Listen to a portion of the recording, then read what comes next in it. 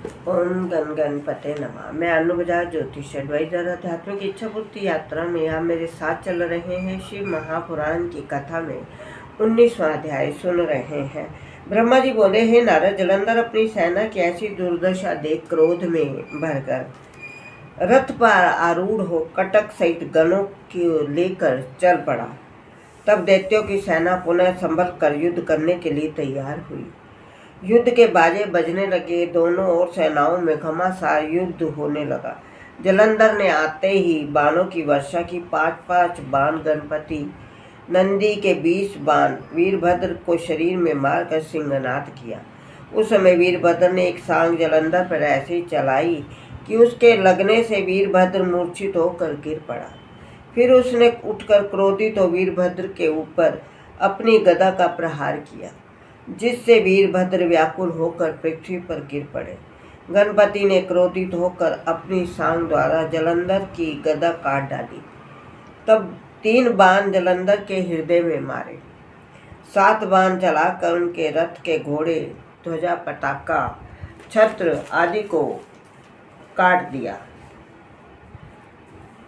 जलंधर ने अपनी सांग द्वारा गणपति को घायल कर दिया। दूसरे रथ पर चढ़कर वीरभद्र के पास जा पहुंचा, उनसे युद्ध करने लगा। तब वीरभद्र ने जलंधर का धनुष काटकर रथ पर पारिस से प्रहार किया। उस प्रहार से जलंधर पृथ्वी पर गिर पड़ा। थोड़ी देर बाद उसने सचेत होकर वीरभद्र की ऐसी दशा देखकर सब गण वहां से भागकर शिवजी के पास पहुंचे। उन्हें सब वृत्तांत सुनाया। हे शिवजी, दैत्यों ने अपनी भीषण मारकाट से हम सबको व्याकुल कर दिया। शिवजी गणों द्वारा ये समाचार सुनकर अपने बैल पर चढ़े युद्ध क्षेत्र में पहुंच गए।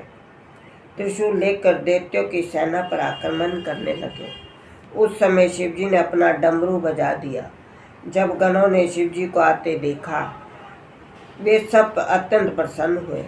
पुनः लौटकर युद्ध के लिए प्रस्तुत हो गए। हे नारद, उन गणों ने दैत्यों के साथ घोर युद्ध किया। शिवजी ने ऐसा भयंकर रूप धारण किया जिसको देखकर दैत्यों की सेना में हाहाकार मच गया। वे मैदान छोड़कर भागने लगे। दैत्य अधिकारी जलंधर ने अपनी सेना की ये दुर्दशा देखकर शिवजी पर अनेक बाण छोड़े। निशुंभ, कालनेमी, हायमुख, असिलोमा, बलाहक, प्रचंड आदि सब दानव एक साथ शिवजी पर आक्रमण करके बाण वर्षा करने लगे, परंतु शिवजी ने उन बाणों को जाल में पलट कर काट डाला, अपने बाणों में आकाश भर दिया। इसके पश्चात शिवजी ने पशु द्वारा असिलोमा का सिर काट दिया। फिर बालक का वध किया, घर भर को पांवों से बांध दिया। हे नारद, तदुपरांत शिवजी ने अपना बैल दैत्यों की सेना में छोड़ दिया। उसने अपने सिंगों से असंख्य दैत्यों को मार गिराया। जो दैत्य शेष रहे वे भयभीत होकर भाग गए। जिस प्रकार सिंह के प्रहार से हाथी विकल होकर भाग जाता है, वही दशा उस समय दैत्यों की हुई। ये देखकर जलंधर ने शुंभ, निशुंभ, कालनेमी को संबोधित करते हुए कहा, देखो, जो संसार में उत्पन्न होते हैं उनकी मृत्यु अवश्य होती है। मृत्यु से बचने का कोई उपाय नहीं। ऐसी मृत्यु किसे भली ना लगेगी जिससे दोनों लोक ही में यश कीर्ति हो। लोक में 2 प्रकार के मृत्यु प्राप्त करने वाले सूर्यमंडल को भेद कर स्वर्ग को जाते हैं। उसमें एक योगी होता है, दूसरा योद्धा, जो युद्ध में निर्भय होकर वीरता पूर्वक मारा जाता है। इसलिए अब तुम मृत्यु का भय त्याग कर भली भांति सामने डटकर युद्ध करो। यद्यपि जलंधर ने ऐसी बातें कहकर बहुत धिक्कारते हुए कहा, तुमने इस पृथ्वी पर जन्म लेकर व्यर्थ ही अपनी माता को कष्ट दिया।